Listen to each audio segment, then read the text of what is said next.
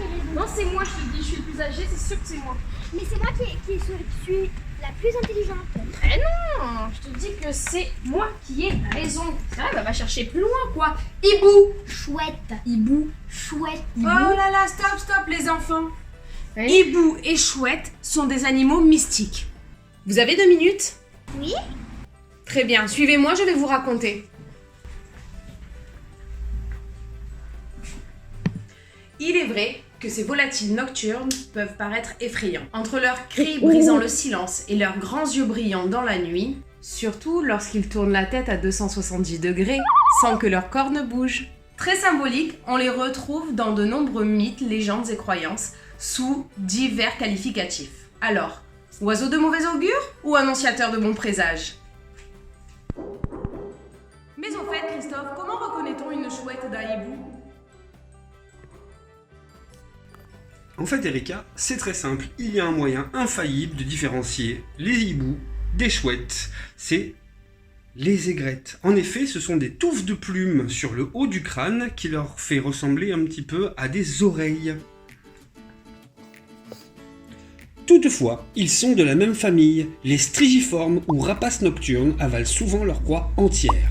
Leurs enzymes digestives sont moins puissantes que celles des accipitriformes et falconiformes, ou rapaces diurnes. On trouve ainsi dans les pelotes de rapaces nocturnes beaucoup plus d'os non abîmés. Donc, si le cœur vous en dit, durant vos promenades en forêt, n'hésitez pas à regarder à l'intérieur des pelotes de réjection pour ainsi découvrir à quel type d'oiseaux elles appartiennent. À Babylone, la chouette est associée à Lilith. Elle est d'ailleurs appelée la femme chouette. Et le hibou à Pruflas, démon à tête de hibou qui sème le désordre, le conflit et pousse le peuple à la mendicité. Stolas, Oui, comme le corbeau dans la série Sabrina. Stolas qui a l'apparence d'un hibou est le 36e démon à être enfermé par Salomon dans une urne en laiton. Il est invoqué dans la Goétie pour venir en aide aux voleurs, mais aussi dans l'apprentissage de l'herboristerie, de la lithothérapie et de l'astronomie, car ces oiseaux sont également connus pour leur connaissance et leur sagesse. Au Moyen-Âge, la croyance voulait que l'on cloue une chouette les ailes écartées au-dessus d'une porte pour pouvoir conjurer les mauvais sorts. Pour beaucoup, voir ou entendre une chouette n'est pas anodin.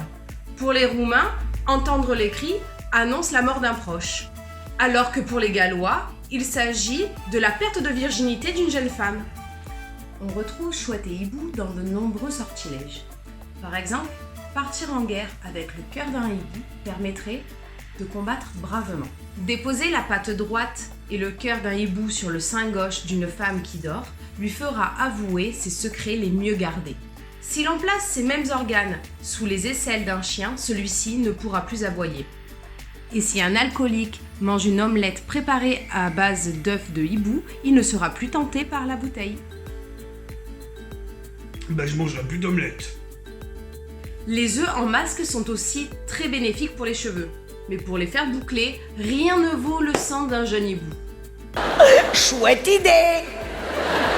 Qu'ils soient hibou ou chouette, qu'ils aient bonne ou mauvaise réputation, ces volatiles ne laissent personne indifférent.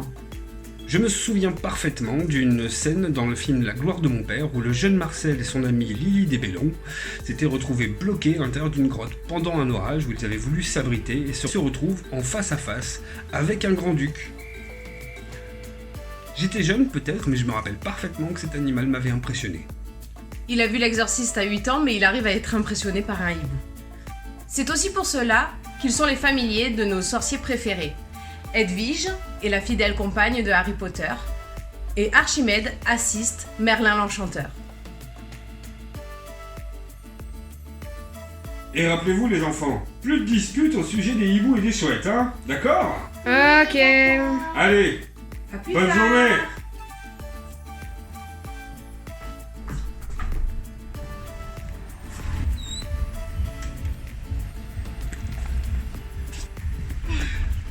Avec tout ça, on sait toujours pas qui est le plus fort entre le hibou et la chouette.